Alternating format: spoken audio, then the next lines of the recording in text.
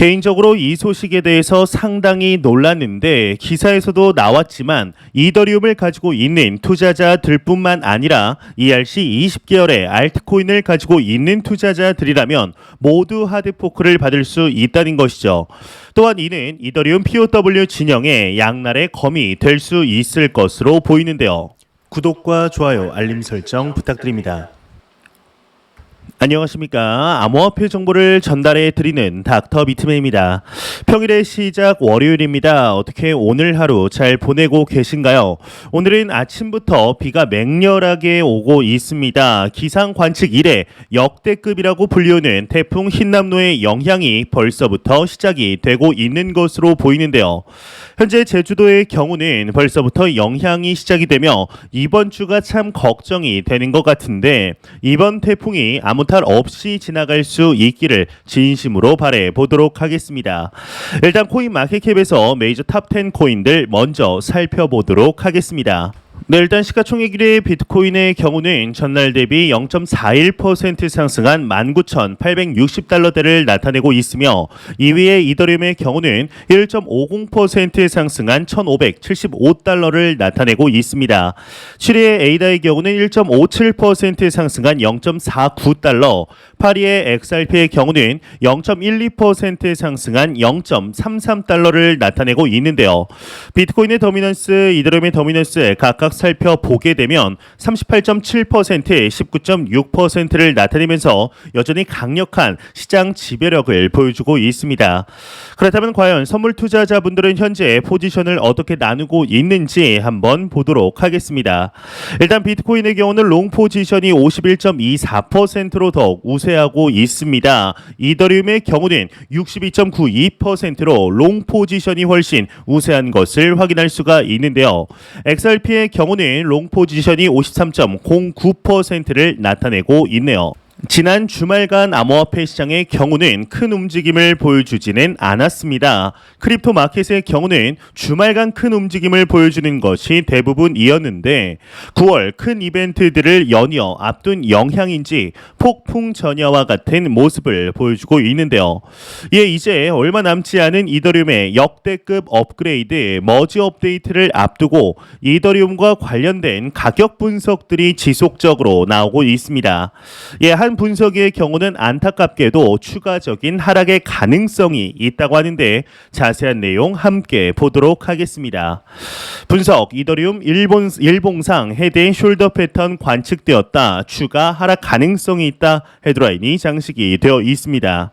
암호화폐 전문 미디어 코인게이프가 바이낸스, 이더리움 대 USDT 일봉 차트 기준 헤드앤숄더 패턴이 관측이 되고 있다. 해당 패턴이 완성이 되고 1,427달러 선의 넥라인이 무너지게 된다면 이더리움의 가격은 1,259달러까지 빠질 수 있다 분석을 했다고 합니다. 이 코인게이프는 현재 50EMA 즉 지수 이동 평균 및 20EMA가 주요 저항선으로 작용하며 단기 매도 압력을 반영하고 있다. 또 대표적인 약세 패턴인 헤드앤숄더가 완성이 되며 넥라인 지지 붕괴가 가까워지고 있다. 이는 이더리움 가격의 급락을 초래할 수 있으며 주요 수평 지지 구간인 1,260달러 구간까지의 하락 가능성이 존재한다 설명을 했다고 합니다. 참 현재 비트코인의 경우는 2만 달러, 이더리움의 경우는 1,500달러 선에서 거의 움직임을 보여주지 않고 있습니다. 위로 추가 상승을 할지 아래로 하락을 할지 아무도 알 수 없는 두려움에 개인 투자자들의 가슴 졸임은 시간이 갈수록 더하고 있는데요. 보통 이러한 박스권 횡보 이후 한번 움직이게 된다면 상당한 폭으로 움직이는 경우가 대다수였기 때문이었죠. 이제는 상승의 모습을 보여주길 진심으로 바래 보도록 하겠습니다. 이러한 소식과 더불어서 참 이번 연도는 그 어느 때보다 다사다난한 해가 아니었나 생각이 듭니다. 이 러시아와 우크라이나의 전쟁과 더불어서 역대급의 인플레이션의 위협, 안 그래도 안 좋던 가상자산 시장 속에 루나 사태까지 벌어지면서 경제 전반에 안 좋은 소식들은 거의 다 나온 것 같은데요. 미래의 교과서에는 2022년은 무조건 실리겠죠.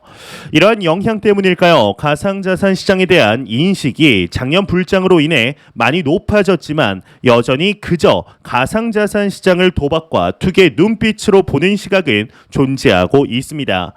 전 SEC의 한 위원이 인터뷰를 통해 블록체인은 사기다라는 언급을 했다고 하는데 참 이제 가상자산 시장과 SEC는 안 맞는 것 같죠. 자세한 내용 함께 보겠습니다. 전 SEC 위원 블록체인은 사기, 암호화폐 범죄 세계에 휩쓸었다 헤드라인이 장식이 되어 있습니다.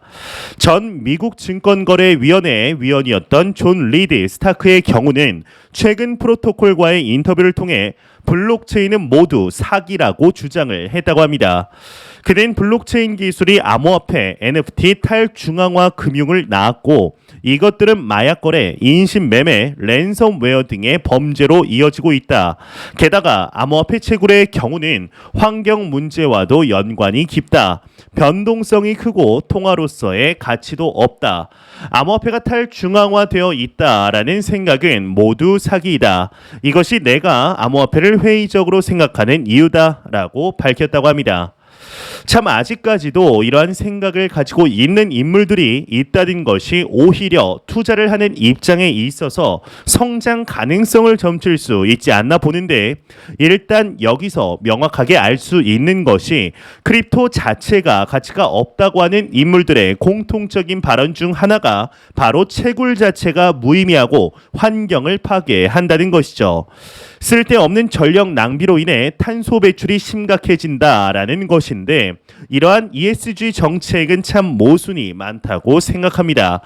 특히나 비트코인의 채굴에 드는 전력량은 달러나 금, 은과 비교를 하였을 때 전력 소비량은 합리적인 수준이며 비트코인은 가치가 없다고 생각하기에는 현재도 높은 가격대를 기록하고 있는 상태인데요. 모두가 좋다고 할 때는 투자의 매력이 떨어진다는 투자 명언이 갑자기 생각이 나네요. 이런 소식과 더불어서 2주 전이죠. 잘 나아가던 암호화폐 시장이 잭슨홀 미팅에서의 연준 의장의 발언으로 인하여 참 힘든 시간들을 보내고 있습니다. 아직도 인플레이션을 잡기에는 역부족이라며 더욱 강력한 긴축을 예고하였는데요. 크립토 시장뿐만 아니라 자산 시장 전반적으로 하락을 하면서 말 한마디에 조금은 과하다 싶을 정도로 반응을 하고 있습니다.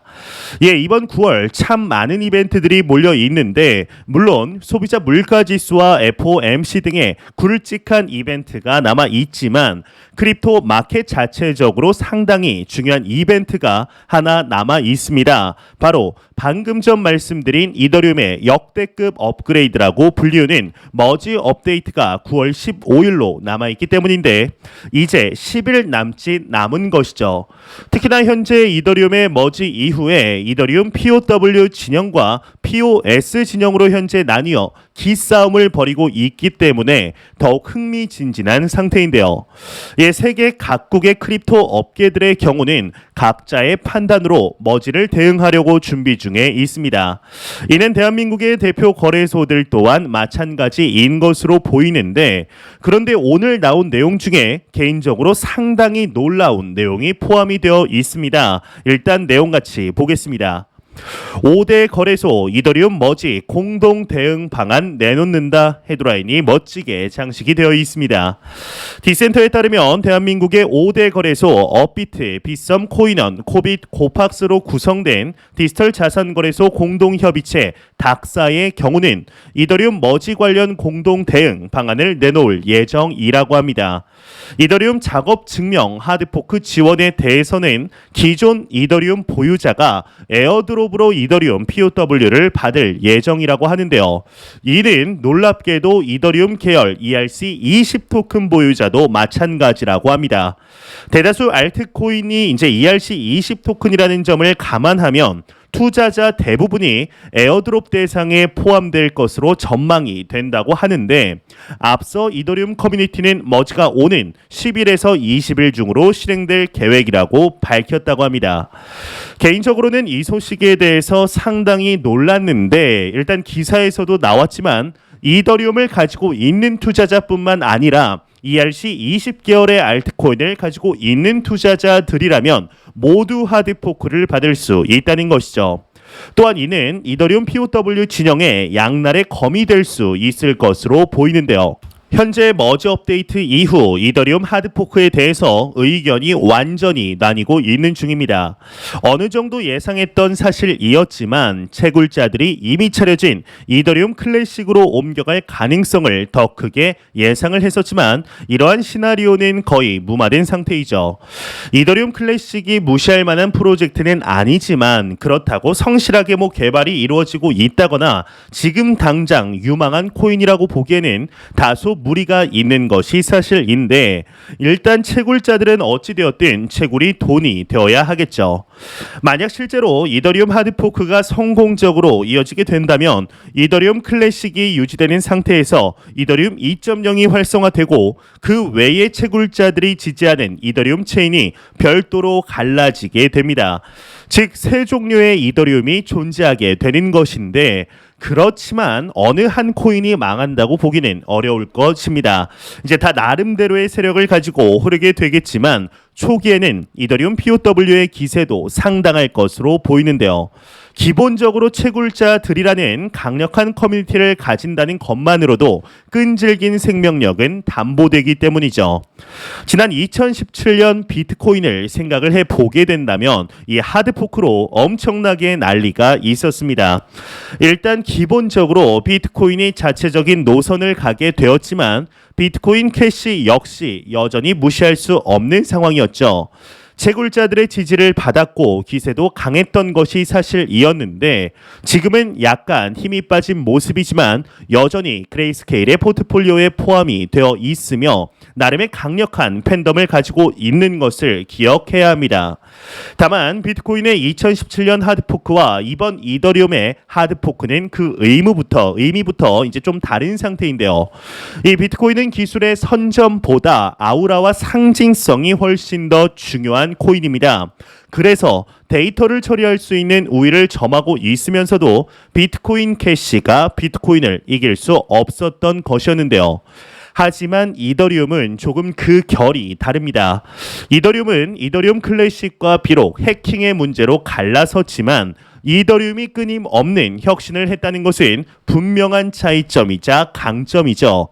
과연 이번 달 이제 머지 업데이트 이후에 가상자산 시장이 어떻게 달라지게 될지 작년 크립토 마켓이 하락에 직면하였을 때 이더리움의 베를린, 런던 하드포크가 시장을 견인시켰듯이 다시 한번 같은 일이 벌어질 수 있기를 진심으로 바래 보도록 하겠습니다.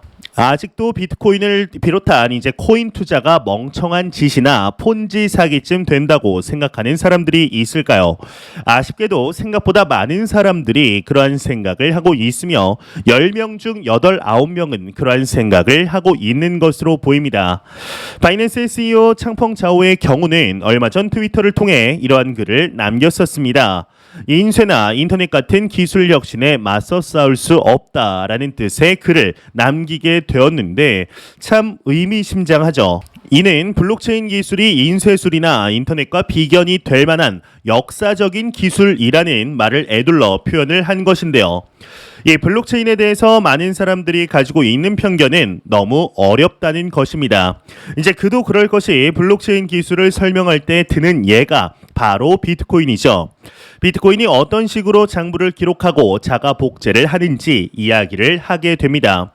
그런데 여기서부터 벌써 막히게 됩니다. 이제 노드가 채굴을 하는데 해시 값을 맞춰야 하고 어쩌고 저쩌고 하는 용어들 자체가 상당히 어렵죠. 그리고 설명이라고 해서 들어는 보았는데 도대체가 이게 무슨 말을 하는 것인지 알아듣지 못하는 경우도 다반사인데요. 요즘 세대들에게 스마트폰은 너무나 당연한 것이 되었습니다. 제 유튜브 채널의 시청자분들의 대부분의 연령대가 40에서 50대 분들인 것을 감안하면 아마 잘 아시리라 생각이 듭니다. 이제 디스켓을 데스크탑에 넣어야 했던 시기를 지나서 전화선, PC 통신 시대, 초고속 인터넷 시대를 지나 현재 현재 스마트폰 시대까지 오게 되었습니다. 그러다 보니 변화가 실감이 나게 되는데, 하지만 새로운 세대들은 이런 모든 사실들을 이해할 필요는 없습니다. 그냥 사용하면 되는 것이죠. 스마트폰으로 앱을 이용하거나 웹서핑을 하면서 어떤 원리로 이런 일이 가능한지를 알려고 하는 사람들은 거의 없는 것이 사실입니다. 그냥 서비스를 이용하면 되는 것인데, 많은 사람들이 비트코인의 기술에 대해서 논하고 있습니다. 그러면서 예전에 두루넷, 나우누리와 같은 서비스가 망하고 지금은 네이버나 카카오가 시장을 장악하고 있는 것처럼 비트코인도 사라질 것이라고 생각하는 사람들이 많죠. 하지만 어쩐 일인지 비트코인이 탄생하고 수많은 알트코인들이 탄생을 하였지만 비트코인의 시가총액을 따라잡은 코인들은 아직까지도 보이지 않는 상태입니다. 왜 이러한 일들이 발생을 하는 것일까요? 이는 비트코인이 개별 서비스가 아닌 블록체인 기술 자체이기 때문입니다. 네이버 앱을 즐겨 사용하면서 인터넷은 종말할 것이라고 말하는 것과 같다고 생각하는데요. 아무리 알트코인이 뛰어난 기술을 가지고 나와도 비트코인을 못 이기는 이유가 여기 있는 것이죠. 비트코인이 기술로 인정을 받는 코인이라면 지금쯤 가장 뒤에 있어야 합니다. 하지만 비트코인은 그 자체가 가지고 있는 세계관, 즉 철학으로 지금의 위치에 서 있는데, 데이터가 복제되지 않으면서 이동할 수 있다는 사실은 비트코인이 화폐로서의 가치를 증명한 대표적인 지점인 것이죠. 그러한 점에서 2021년 11월에 있었던 템루트 업그레이드는 상당히 이례적인 사건인데, 2017년 불장 와중에 발생했던 비트코인의 하드포크, 비트코인 캐시를 비롯한 비트코인 다이아몬드, 각종 비트코인의 아류들이 생기게 되었습니다. 하지만 여전히 비트코인은 비트코인이죠. 그 자리를 빼앗을 수 있는 존재는 없으며 비트코인이 곧 블록체인이고 생태계 그 자체라고 말씀드릴 수 있을 것 같은데요. 현재 글로벌 매크로 상황들을 비롯한 많은 지표들이 참 안타까운 상황들이지만, 그럼에도 크립토 마켓 자체가 더욱 성장할 수밖에 없다라는 것은 절대로 부인할 수가 없습니다. 그 누구도 신경을 쓰지 않는 이 시기, 오히려 우리들은 가격의 등락에 신경 쓰지 않고 기계적으로 더욱 매수를 해야 할 시기가 아닐까 하는 생각이 듭니다.